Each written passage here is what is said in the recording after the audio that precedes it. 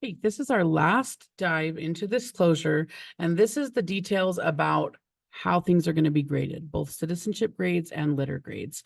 One thing that really bothered me when I was in high school was that it really felt like the teachers were just making up the citizenship grades and the letter grades. And that always made me feel uncomfortable and insecure, right? So, what I want you to do is know exactly how your grades are going to be calculated, both citizenship and letter grade. I just want to be full disclosure. Speaking of disclosures, you got to know the disclosure. Actually, read the actual disclosure. Read the fine print. We're not going to go over everything. We're just going to touch on the big things, right? Just know that my grading policies and my citizenship policies, they're not meant to ruin your life. It might feel like it, but they're not meant to ruin your life or ruin your day. They're meant to help you get better over time, right? And so all the policies I have are there to help encourage you to develop the habits you need to be a good student in my class and a good student in all of your future English classes and all of your future classes, period, right?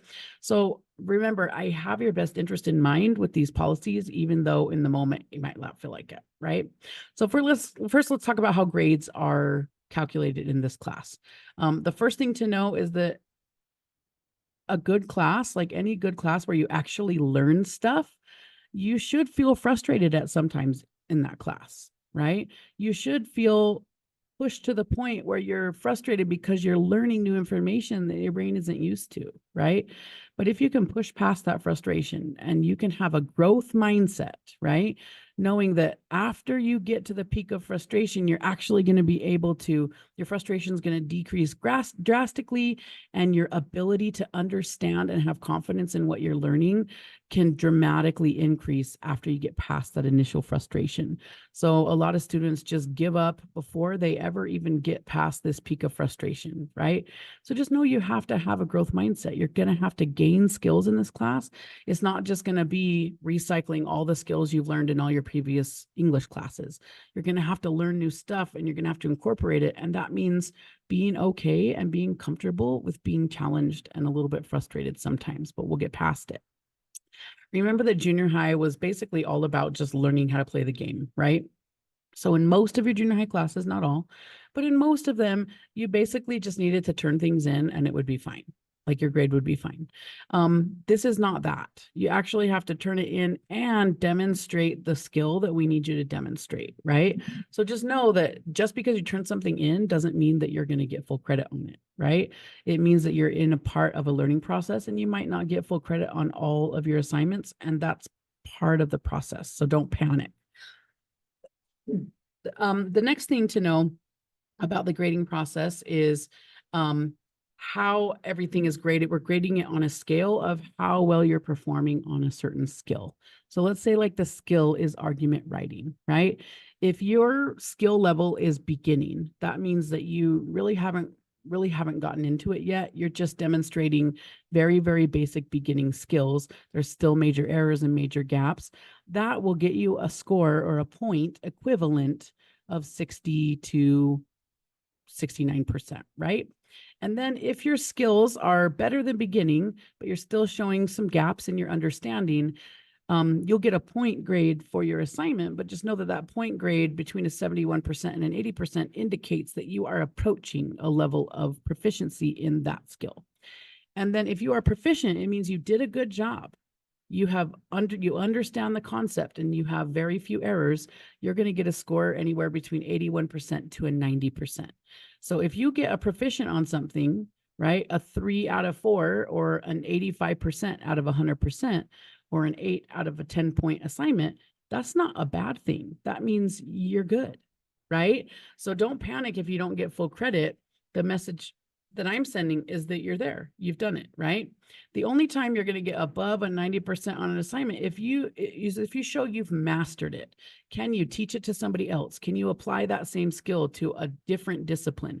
Can you apply that same skill to a different assignment, to a different part of the book, to a different book altogether? That's mastery. So just know if you got 100% on something, it means that you understand it in a sophisticated way, right? So all of my assignments have different point values, but all the point values will kind of show you where you're at in terms of your level of proficiency on that skill. So there's 3 types of assignments in this class. The first type of assignment is a bell ringer. So all the types of assignments are graded differently and they're weighted differently, right? So we might have 18 of these assignments because they happen every day, but it's 15% of your grade. Whereas benchmark assignments, we might have 3 of these assignments the whole term, but those 3 assignments are 45% of your whole grade, right? But all of these assignments are still graded on this proficiency scale, right? Where you are at with that skill. So the bell ringer assignments are literally just assignments that you walk right in the door every day and you get to work immediately on that assignment. The second you walk in, you set your stuff down, get out your laptop and start working on your bell ringer. Those will happen every single day of the term with like 1 or 2 exceptions. So you can expect that every single day. Then we have formative assignments, and it's just that. It's assignments that form your skills. So they're practice assignments that I'm asking you to practice a skill over and over again and progress in a skill. So then these formative assignments are supposed to form your skills in order to help you perform well on the test. Its fancy word for test is benchmark. It's where you give a final snapshot of your level of skill proficiency after you have formed your skills with some practice. So we have formative assignments every day and bell ringers every day in class. And then all of those are lead up to big benchmark assignments, and there'll be 2 to 4 of those per term. Think of those as kind of like the midterm tests or the final tests, but they're a little bit different than that. But just keep in mind, that's how your grade is calculated. Just know that I don't expect anybody to be perfect. And I want you to think about having a growth mindset as you work through the skills. You might not get a perfect score on every assignment, but almost every assignment in this class can be redone. So if you take full advantage of my redo policy, you can basically get whatever grade you want in this class, even if you think that you're not good at English. So anyone and everyone can get an A in this class, even if you think you're not smart, even if you think you're not good, right? But there are some rules about redos in this class. You can only redo an assignment if the following is in place, right? The first is that you can only redo an assignment if the first version of the assignment, the one that you didn't score well on, if it was submitted on time. If you turn in an assignment late, you can't redo it, right? So that's a big incentive to turn it in on time. And then remember that you can't turn in like a halfway done assignment in hopes that you turn it in on time so you can redo it later. The first assignment that you submitted has to be done in full for you to be able to then go and redo it. So it has to be complete, it has to be submitted on time, and it has to be submitted in good faith, which is a fancy way of saying you did your best work on it. So sometimes I can tell that a student just rushed through an assignment just to get it done so then they could turn it in and be able to redo it with a better score later. No, it needs to be your best work. And that's how we progress, is that we do our best work, we get feedback, and then our best gets better, right? So it needs to be on time, complete, and submitted in good faith. Then you have to submit redos before the midterm deadline or the term deadline. I won't accept redos on an assignment after the deadline, the grading deadline has passed. And then know that you can only redo a formative assignment. So remember, these formative assignments are supposed to prepare you for benchmarks. So you can only redo a formative assignment if you redo it before the benchmark that it was meant to prepare you for. Right? So if you redo a practice assignment that was meant to prepare you for this, if you redo it after the benchmark, it doesn't do you any good because the test already happened. So you can't redo it if the benchmark has already been taken, right?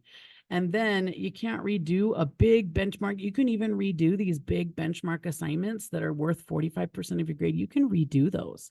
I'm happy to let you redo those, but you have to have done all the practice work leading up to it in order to be able to redo it. So if you didn't do the practice and follow the learning process that I gave to you to prepare you for the benchmark, I'm not going to let you redo the benchmark, you silly goose. Right? So it just, hopefully that makes common sense to you. Yeah, there are some caveats to the redos, but if you just do your thing and you want to just be better, redos are an awesome way to fine tune the grade that you want. So let's talk about how citizenship is graded in this class. I really honestly used to think that my teachers were just giving me citizenship grades based on how much they liked me.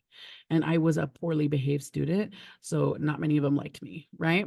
So that is not the case in this class. And I really don't want students to think that I'm just giving grades based on who I like, right? So basically you calculate your own citizenship grade. You are in charge of your own citizenship grade. Hopefully that takes the guesswork out of it. I could think that you're the best student ever and really enjoy your company and still give you a U, right? Or I could think that you're kind of a bummer kid, and really not very nice, and you could still earn an H in this class. It has nothing to do with how I feel about you as a person, right? So just know that all the citizenship elements are designed to help you develop good time management and good student skills over time. So while it might feel oppressive, just know that like all these things are there to help you manage yourself. And the citizenship grading that I do is meant to help you turn in stuff on time and stay on track so you're not stressed, so you're not burnt out, so you're not putting your mental health in jeopardy, right? So just know that all of these citizenship policies that I have are meant to help you prioritize your preparation, prioritize your work in this class so that you can just become a better student and be more successful. So with that being said, at midterm and at the end of term, you will fill out a citizenship rubric that looks like this, right? And you'll basically just calculate how many pieces of late work you have, calculate how many missing assignments you have, calculate how many times you've been late to class, how many unexcused absences you have, how many times you've arrived to class without your required materials, how many times you've had to be reminded to put your cell phone away, or how many times you've arrived to class without a laptop that's workable, how many times you've disrupted class, how many times Hernandez has had to remind you to behave appropriately, right? And you'll calculate all of that. And then the circle that's the farthest to the right is your citizenship grade, right? So say like you have only 1 or 0 of each of these things, but you have forgotten your laptop, 4 times, then even though you did well in the rest of the area, your citizenship is still an S. It's satisfactory because your tech stuff really has to improve, right?